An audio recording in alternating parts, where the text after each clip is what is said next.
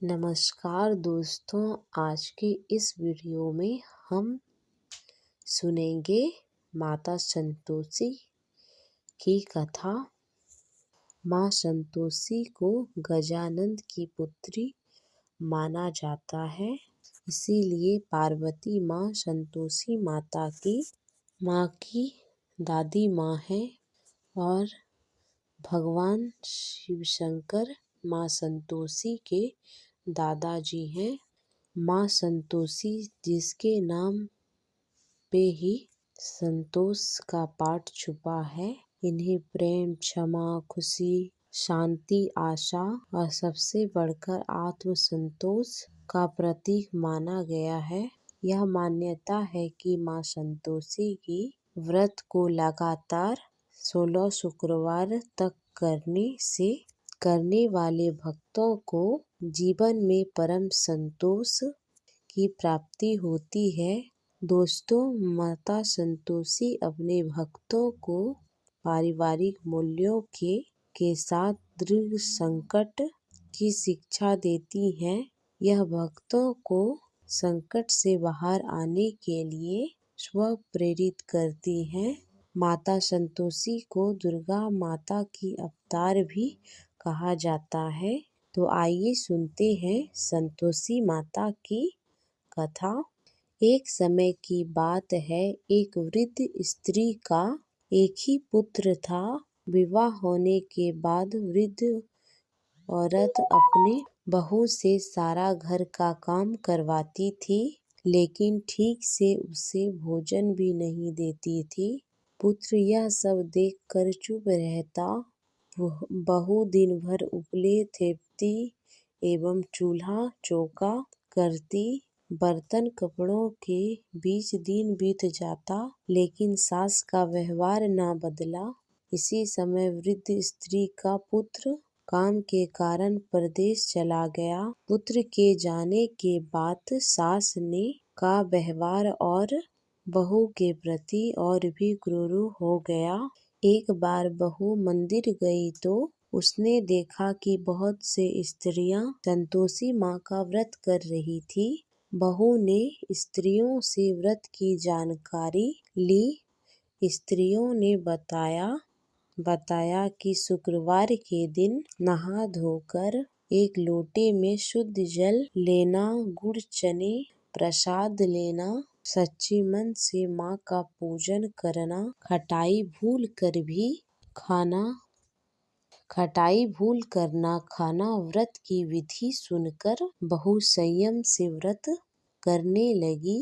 बहू हर शुक्रवार को माँ से प्रार्थना करती कि माँ, जब पति के दर्शन होंगे तब मैं व्रत का उद्यापन करूँगी। तब एक रोज संतोषी माँ ने उसके पति के स्वप्न में उसे दर्शन देकर घर जाने का आदेश दिया। तब पति ने कहा, सेठ का सामान अभी सारा बिका नहीं है, रुपया भी नहीं आया। माँ की कृपा से सेठ के अगले ही दिन सेठ के सारा सामान बिक गया। तो सेठ ने भी पति को घर जाने की इजाजत दे दी। घर आकर पुत्र ने अपनी माँ और पत्नी हाथ में काफी रुपए रखे। तब पत्नी ने कहा, यह सब संतोषी माँ की कृपा का फल है, मुझे अब उनका उद्यापन करना है। बहू ने सबको निमंत्रण दी और तैयारी शुरू की, लेकिन पड़ोस की एक स्त्री बहू के सुख से ईर्ष्या करने लगी। उसने अपने बच्चों को सिखाया कि तुम भोजन के समय खटाई जरूर मांगना। भोजन के समय बच्चे खटाई की जिद करने लगे तो बहू ने उसे पैसा देकर बहलाने की कोशिश की। बच्चे उस पैसे से दुकान से इमली की खटाई खरीद कर खाने लगे। तब संतोषी माँ ने बहू पर कोप किया।